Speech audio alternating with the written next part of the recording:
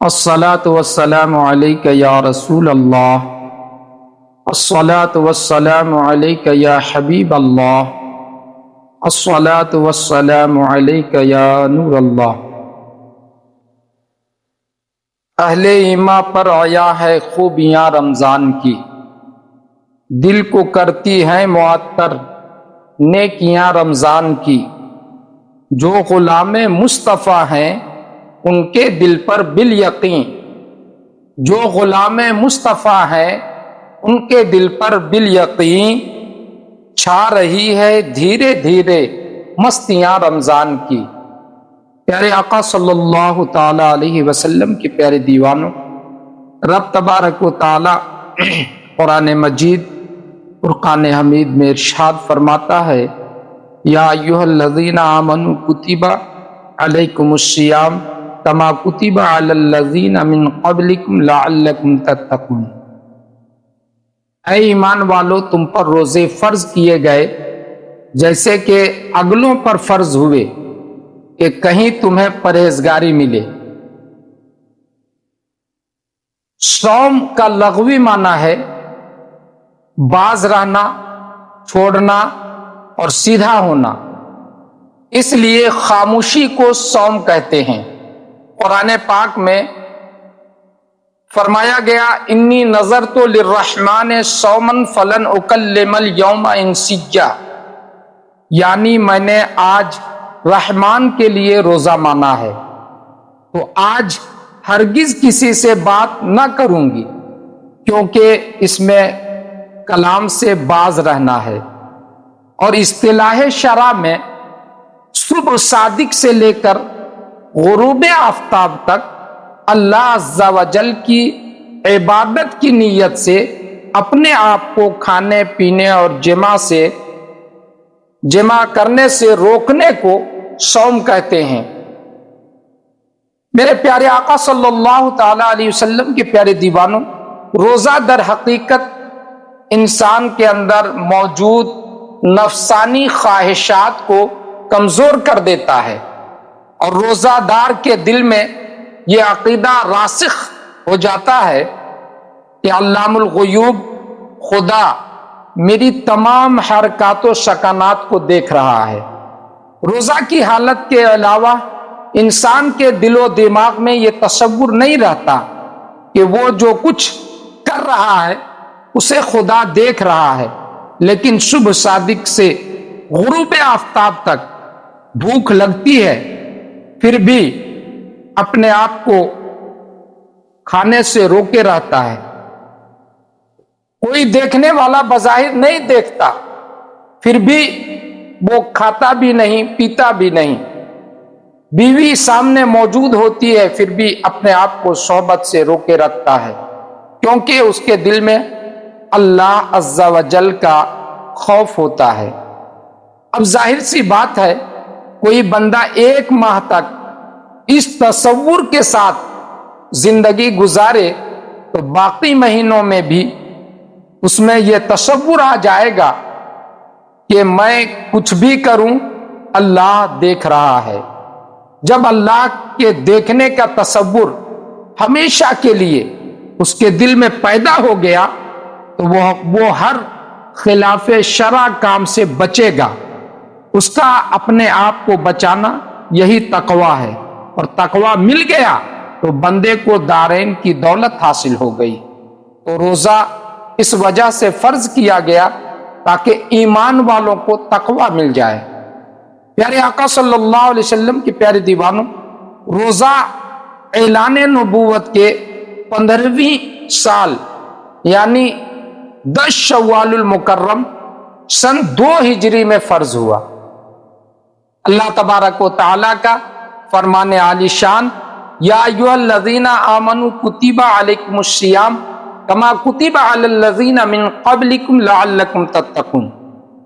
اے ایمان والو، تم پر روزے فرض کیے گئے جیسے کہ اگلوں پر فرض ہوئے کہ کہیں تمہیں پرہیزگاری ملے۔ اللہ تعالیٰ نے اس آیت میں 2 باتوں کا بطور خاص ذکر فرمایا۔ اول یہ کہ عبادت صرف تم ہی پر فرض نہیں کی جا رہی ہے بلکہ تم سے پہلے لوگوں پر بھی فرض ہو چکی ہے۔ چنانچہ تفسیر کبیر اور تفسیر احمدی میں ہے کہ حضرت آدم علیہ السلام سے لے کر حضرت عیسیٰ علیہ السلام تک ہر امت پر روزے فرض رہے۔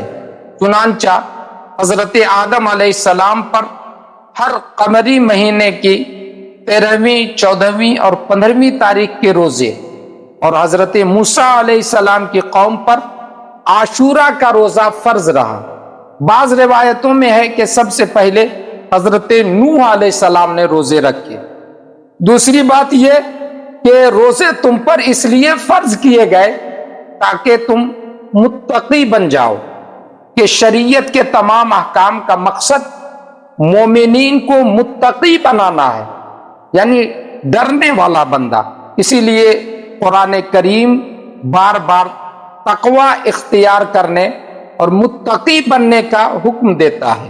میرے پیارے آقا صلی اللہ علیہ وسلم کے پیارے دیوانوں، یوں تو نماز، روزہ، حج، زکوٰۃ اور دیگر عبادات سب کے سب ایسے اعمال ہیں جن سے قرب خداوندی کی نعمت اور اللہ کا خوف دلوں میں جاگزی ہوتا ہے، لیکن بالخصوص روزہ تقوی کی تربیت کا بہترین ذریعہ ہے، کہ روزے دار صرف اللہ عز و جل کے حکم کی تعمیل میں حلال چیزوں کا حرام ہو جانا بھی تسلیم کر لیتا ہے، بھوکا رہتا ہے، پیاسا رہتا ہے، جبکہ کھانے پینے کی ہر چیز پر اسے قدرت حاصل ہوتی ہے، بیوی پر شہوت کی نظر تک نہیں ڈالتا۔ اس سے زیادہ اللہ کی رضا جوئی کا اظہار اور کس عمل سے ہو سکتا ہے؟ روزہ سخت تکلیف کے عالم میں بھی حکم الہی کی تعمیل کا عملی ثبوت ہے۔ روزہ اطاعت و فرما برداری اور اظہار عبدیت کا بہترین نمونہ ہے۔ روزہ ہمدردی اور غم گساری نیز تعاون کے جذبات پیدا کرتا ہے۔ روزہ خواہشات نفس کے خلاف جہاد کی تربیت کا بہترین ذریعہ ہے۔ یہی سب خوبیاں راہ تقوی کے مسافر کو منزل سے قریب کرتی ہیں۔ اسی لیے میرے پیارے آقا صلی اللہ علیہ وسلم نے ارشاد فرمایا کہ جو شخص روزے میں جھوٹ بولنا اور برے کام کرنا نہ چھوڑے تو اللہ کو اس کی ضرورت نہیں کہ وہ اپنا کھانا پینا چھوڑ دے۔ کھانا پینا چھوڑانا مقصود روزہ نہیں، مقصد روزہ تو تقوی ہے، جو اسی وقت حاصل ہو سکتا ہے جب روزے دار ظاہری و باطنی دونوں اعتبار سے احکام شرع کی پابندی کرے۔ ایسا شخص روزے کا مقصد حاصل کر سکتا ہے۔ میرے پیارے آقا صلی اللہ علیہ وسلم کے پیارے دیوانوں، روزے کی حالت میں اگر اپنے آپ کو جھوٹ وغیرہ سے نہیں روکا گیا تو بھوکا پیاسا رہنا بارگاہ رب العزت میں وہ مقام نہیں رکھتا جو مکمل طور پر ہر غیر شرعی کام سے بچا کر روزہ رکھنا مقام رکھتا ہے۔ اندازہ لگائیے کہ تاجدار کائنات صلی اللہ علیہ وسلم نے ارشاد فرمایا، اللہ تعالیٰ کو ہمیں بھوکا پیاسا رکھنا مقصود نہیں بلکہ ہر برائی سے بچانا مقصود ہے۔ اب اگر کوئی شخص کھانے پینے سے اپنے آپ کو روکے اور جھوٹ، غیبت، چغلی، عیب جوئی وغیرہ سے اپنے آپ کو نہ بچائے تو مقصد روزہ فوت ہو جاتا ہے۔ لہذا ہم کو چاہیے ہم روزے کی حالت میں جھوٹ وغیرہ سے اپنے آپ کو روکیں، اور روزہ کی ہی کیا تخصیص، ہمیں تو ہر حال میں اپنے آپ کو جملہ صغیرہ و کبیرہ گناہوں سے روکنے کی کوشش کرنی چاہیے۔ مولا عز و جل ہم تمام لوگوں کو روزے کے مکمل پاسداری اور پابندی کرنے کی توفیق و رفیق عطا فرمائے۔ جب ہم اس پر عمل پیرا ہوں گے تبھی روزے کا فیضان، ماہ رمضان کا فیضان ہم پر جو ہے آنے والا ہے۔